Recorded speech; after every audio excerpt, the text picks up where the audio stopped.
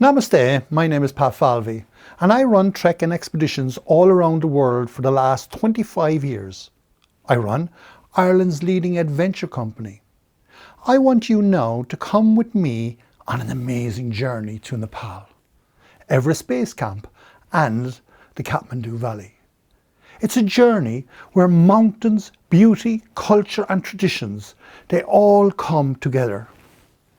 In this educational video, I will inform you on what you need to know and about our most frequently asked questions about going on expeditions. For instance, the preparation for your journey, the fitness level you require. I will introduce you to our team that you will be working with here in Ireland and on the mountain. We will look at the health issues, the visa and injections. I will explain the strategy of how we will deal with altitude and its effects while we're climbing. I will tell you about your journey. Your expedition trek to base camp and Kathmandu Valley itself. It's exciting. You can visualize your journey through this audio-visual educational presentation. And finally, we will look at some of the gear that you will need and how to pack it, as well as suggestions for your fitness level and the training that you may require to feel that you are fit enough to do it. Let me introduce you to our team in Nepal.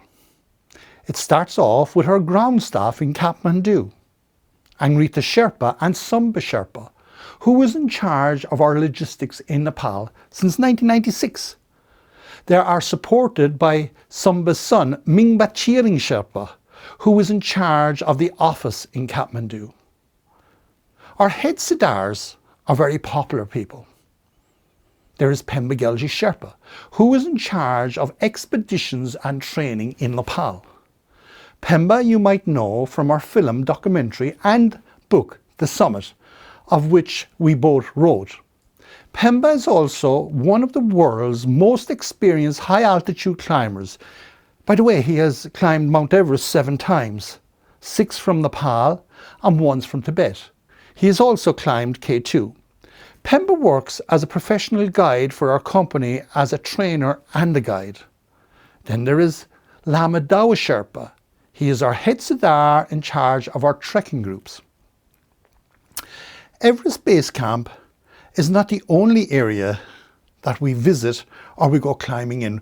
On top of that, we run trips every year to the great ranges of the world, walking, trekking and expeditions. And we pride ourselves that we have some of the most experienced guides in the world, while also running courses and training here in Ireland and indeed Nepal. So now that you know who our key staff is in Nepal, let me tell you about our team at our head office in Ireland. I'm Pat Falvey and I'm CEO, while also being a guide and a trainer. I started this company 25 years ago and have completed now near on 100 expeditions all around the world.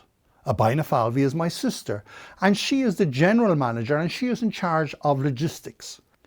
Now, if you have any questions or interest in anything that we are doing, don't be shy, just give us a call. As you will see, we are very friendly and open to any questions that you may ask. Next is health advice. After you sign on to our trip, you will receive a full schedule of health and medical issues pertaining to your trip to Nepal. Injections. All team members are advised to go to their doctor and have a full health check. That's very important. Your doctor will have a full updated list of what is recommended for your journey to Nepal, and as you are his patient, he will be best able to advise you accordingly. Now let's talk about high altitude sickness and preventions. This is very important, and we actually are one of the leading companies in the world at high altitude, and we take acclimatization very seriously and indeed in getting it right. All our itineraries are developed to give you the best chance for you to have a healthy success. That's our objective. Now let's talk about passport and visas. Let me explain. First, let's talk about your passport. Your passport has to be within 6 months of expiry before you go into the country. This is a government rule, by the way. please caution that you will not be allowed into Nepal otherwise, so please double check. Now, in relation to photographs, please bring 4 photographs, 2 for your visa and 2 for your trekking permit. You can get your visa on arrival into Nepal, so you don't have to get it in your own country. You will go to the customs control where they will process your visa. On this section of the video, what I want to do is I want to bring you on that journey to Everest Base Camp, where you will see the people, you'll actually begin to feel what it's like, you begin to visualize the place you're about to go. It's the most majestic place on planet Earth. We will live among the indigenous people there, the Sherpa people, as we make our way towards Everest Base Camp. But every journey has a beginning, and for most of our journeys it always begins at an airport.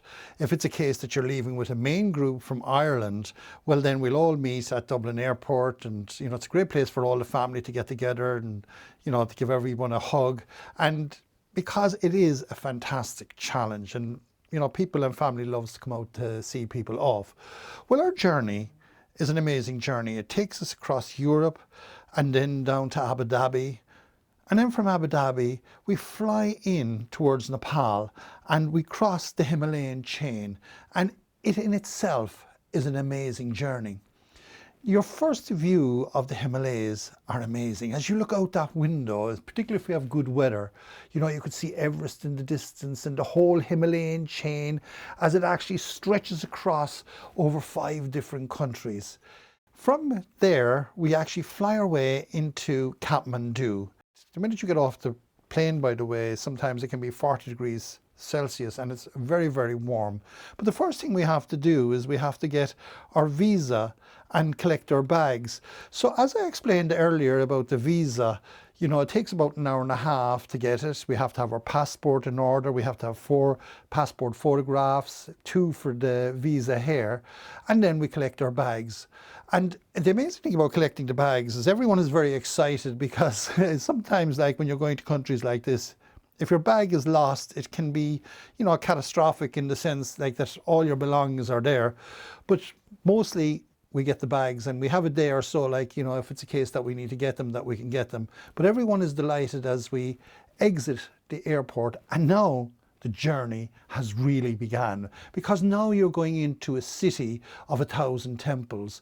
And when we arrive, we're collected by our staff from the airport, and usually I've been working with Angrita since 1996 and Sumba, and now it's great to see that his son is coming into it, and also our expedition staff, the likes of Pembegelji Sherpa, which I spoke about earlier, and then we have Dawa Sherpa, and it's like a big family affair.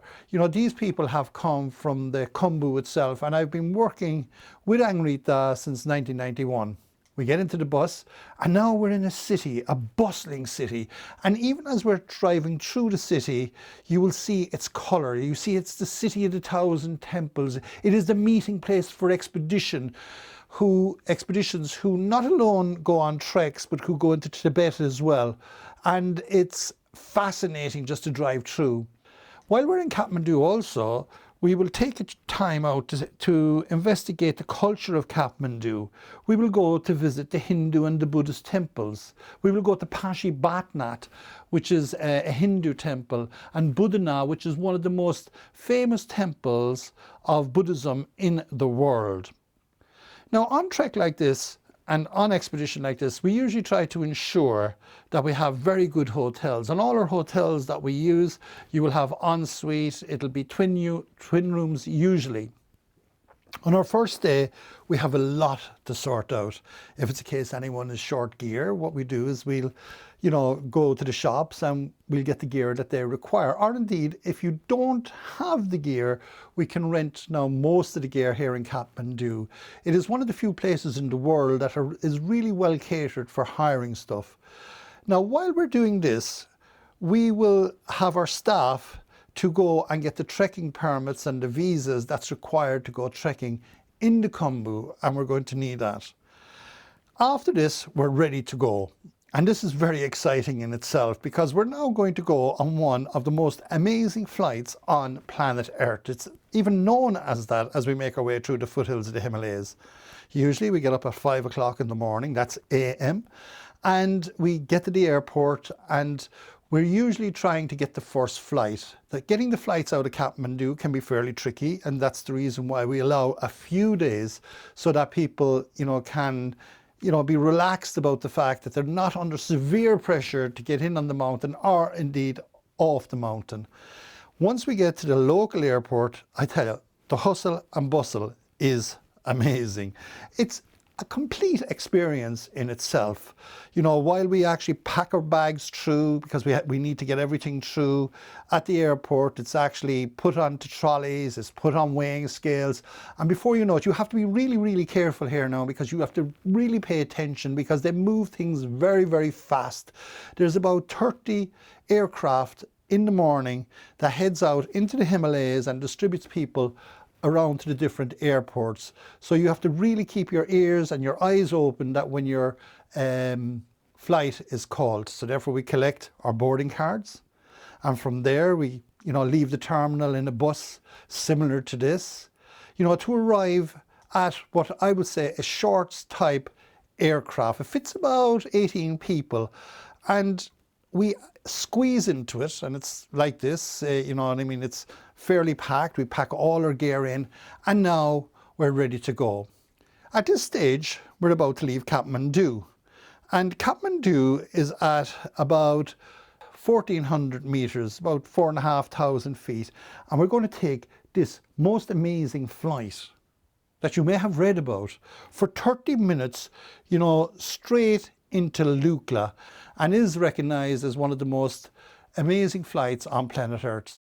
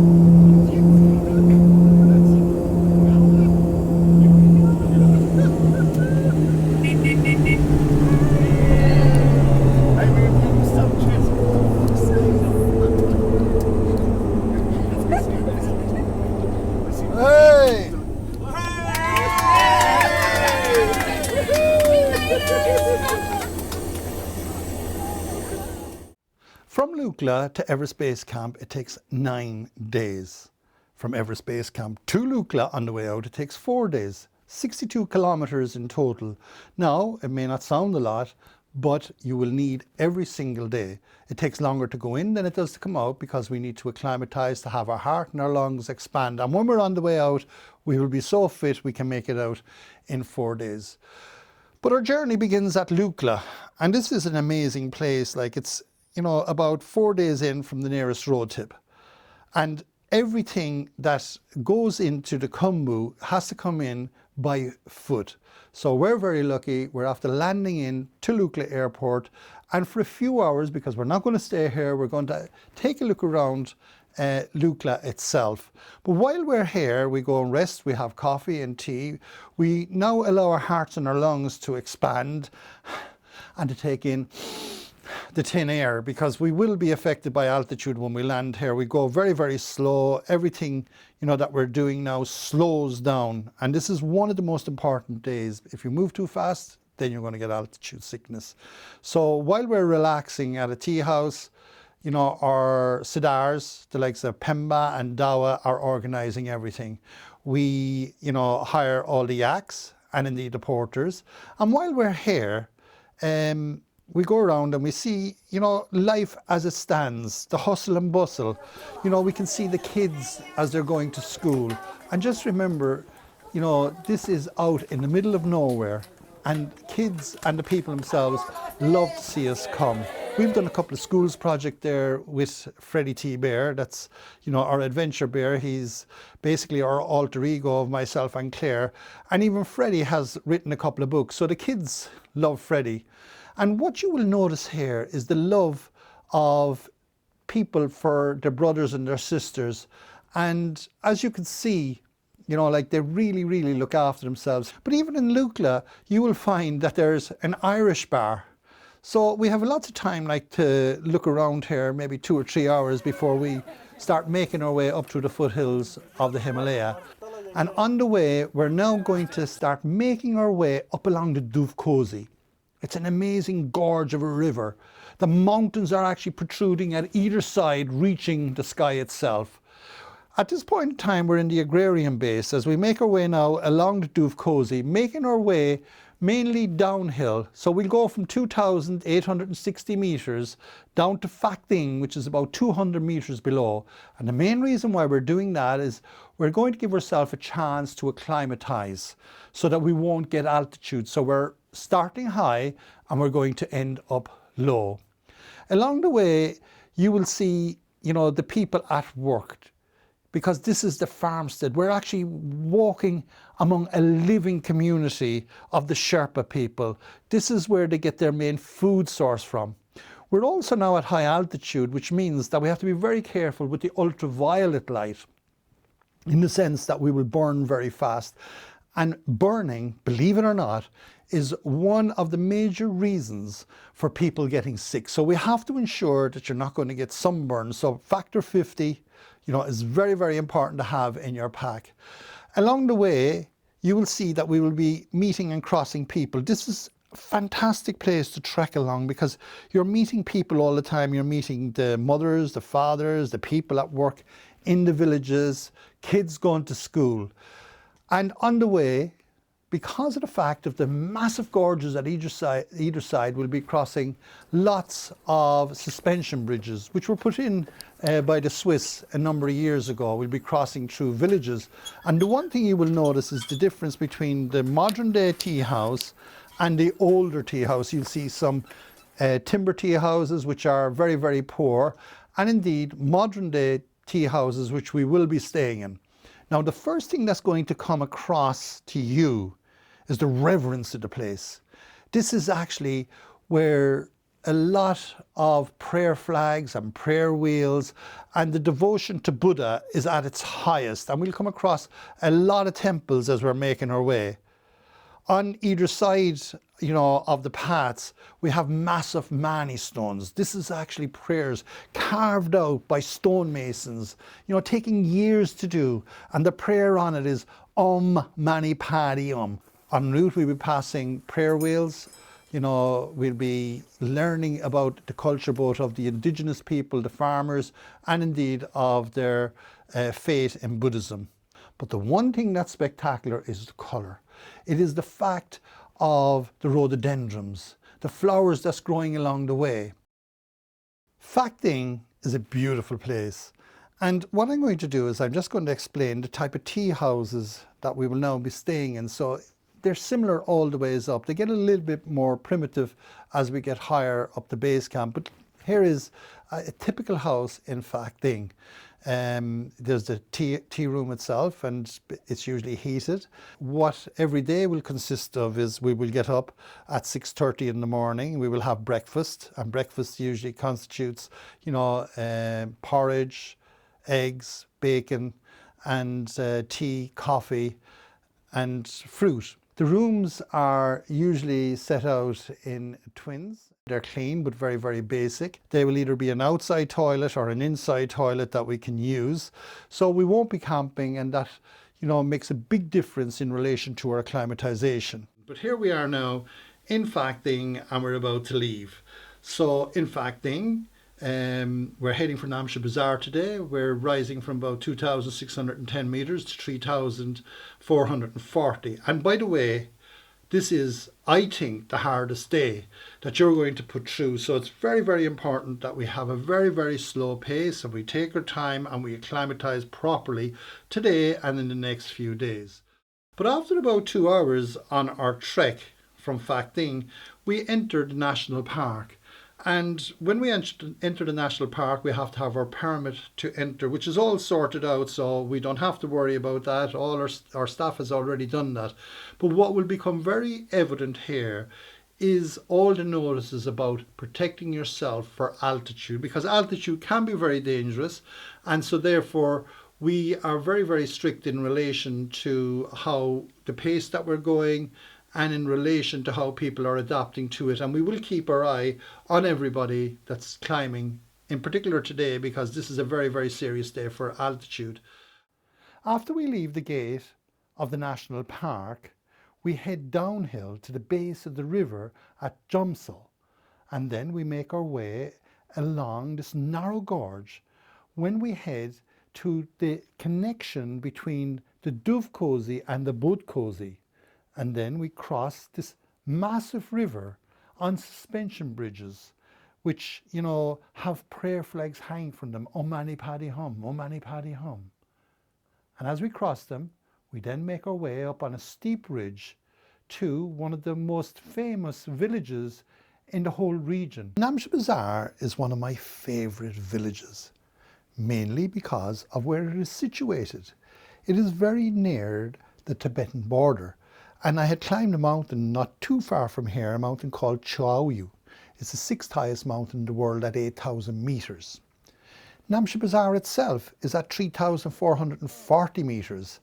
We're now at a high altitude. It's 11,286 feet, and it is the main trading center and hub for the Khumbu. It's a place where we're now going to spend 2 days. One of those days being an acclimatization day to prepare our body for going higher.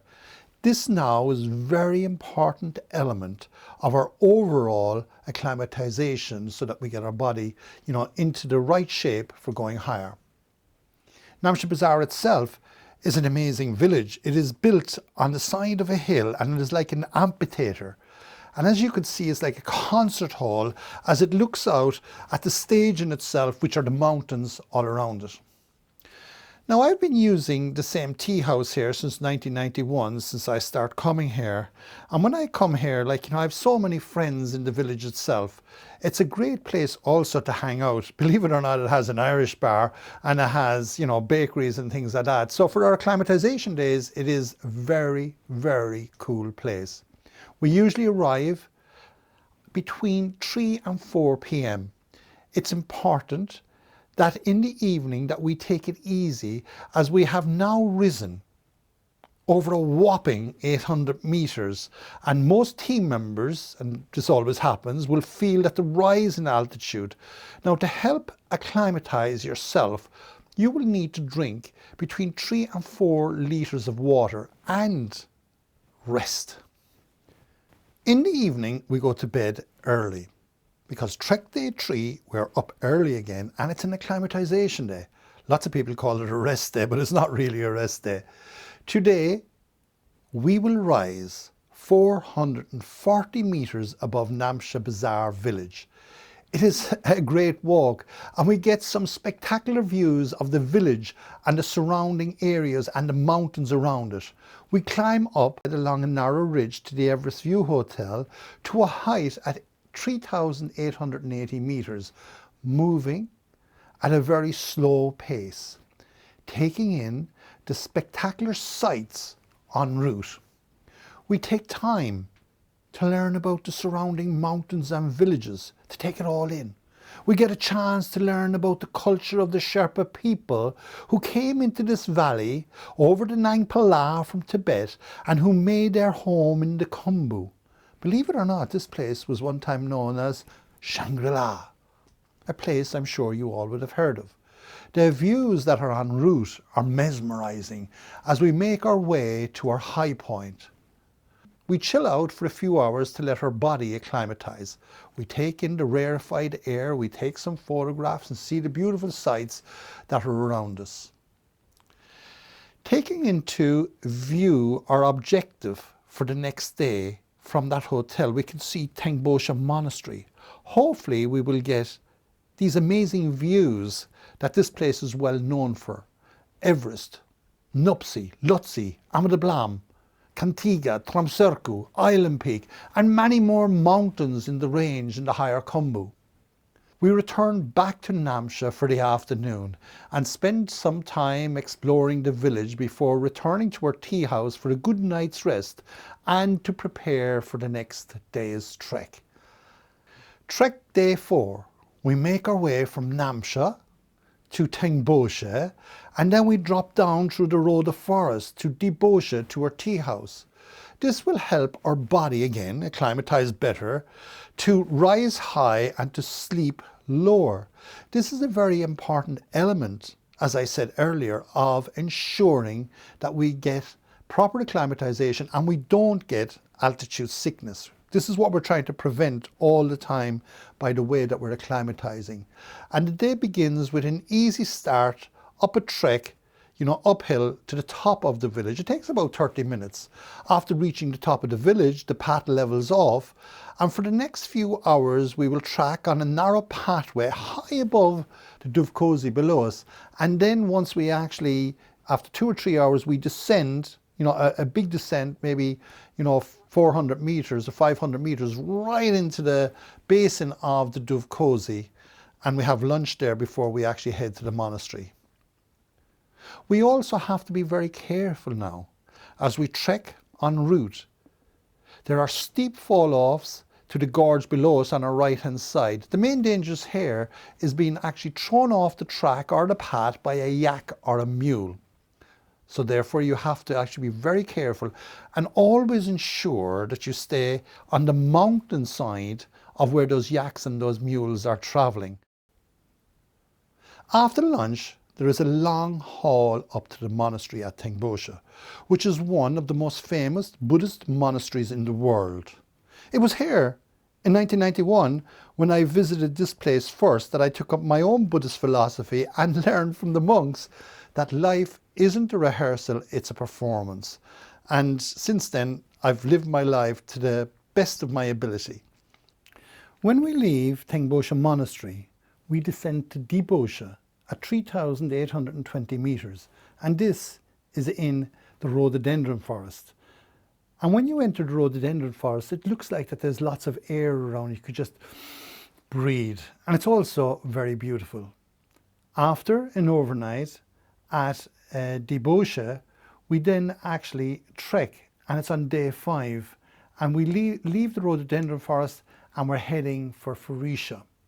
Now we trek along this amazing place. The landscape changes and it becomes more barren, and as we get higher we see the alpine farm area of Pengbosha, Dingbosha and its surrounding area, and as we trek along we see some amazing landscape, and in actual fact it's like Connemara.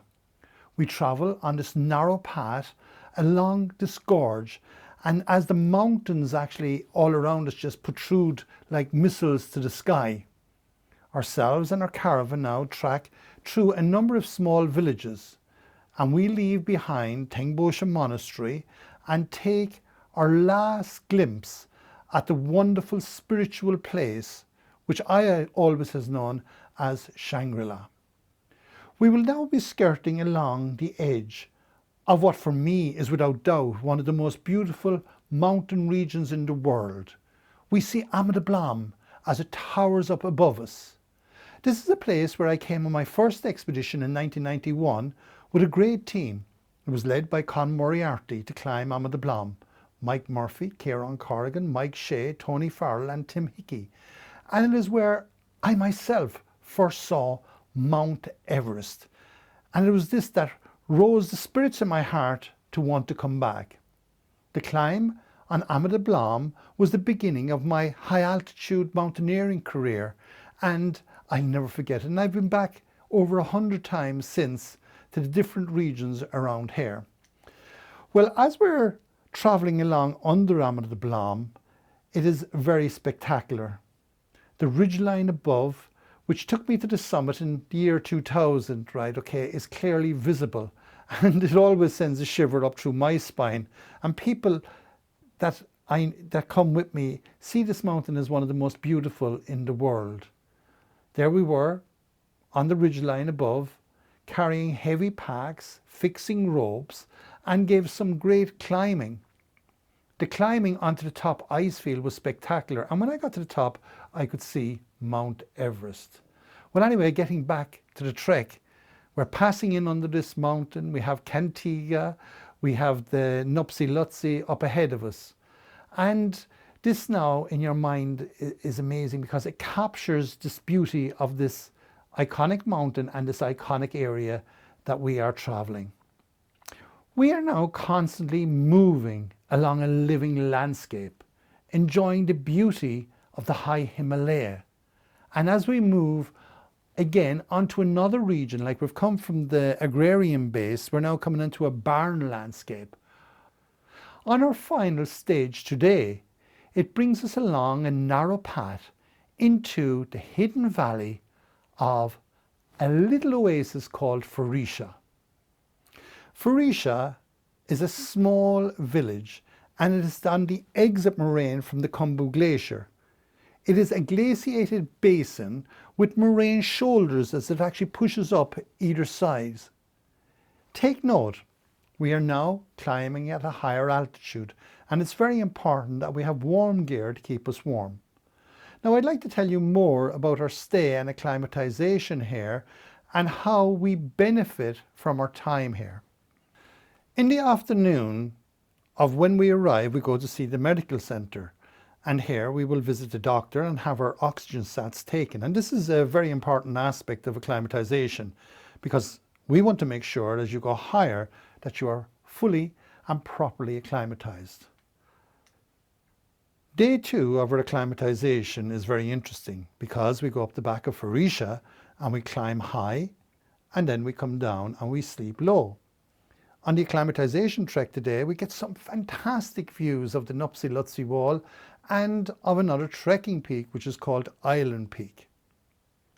While we're here at Farisha, it is very noticeable the temperature change, and it's very important that we have proper gear and that we do have our down jackets and our mitts, because otherwise it feels so uncomfortable.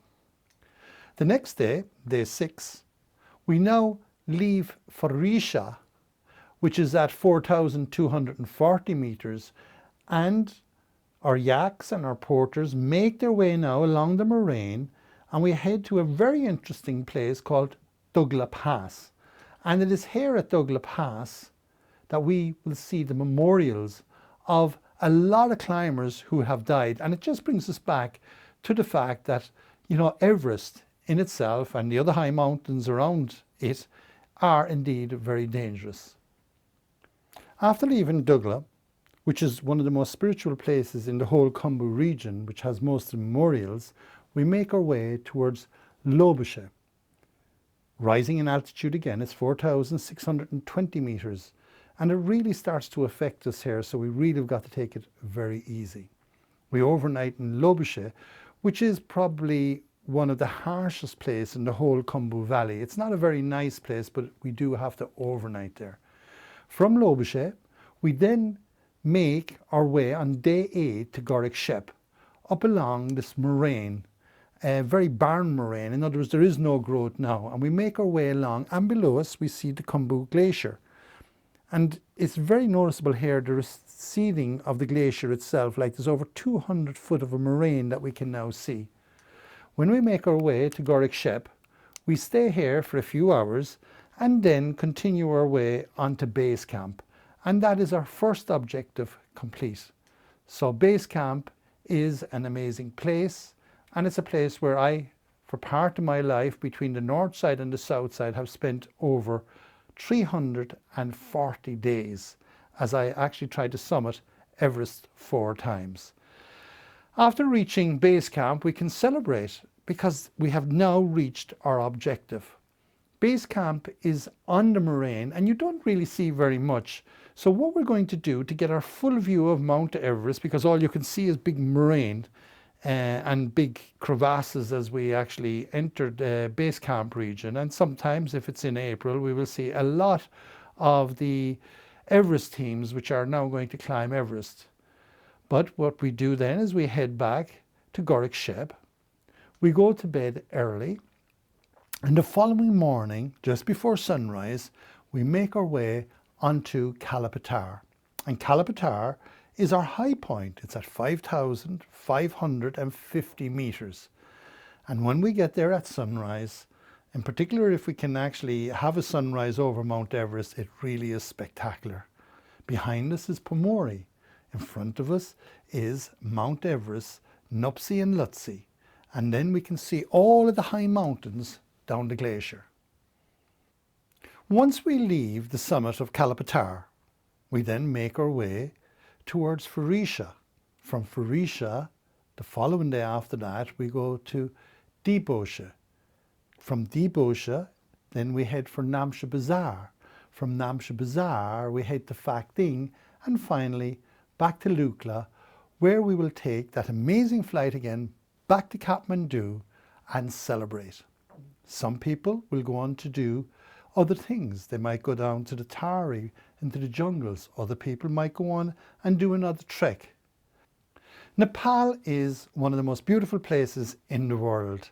And if you wish to come with me or my team, please just contact us and we would only be too delighted to have a chat with you and to explain all the different areas that we travel in. On that note, I'm going to leave you. I hope you do come with us. Don't forget just to give us a ring on 064 66 44181 or email us at info@pafalvey.com, and I or one of my team will only be too delighted to have a chat with you and tell you about our next adventure into the Himalaya.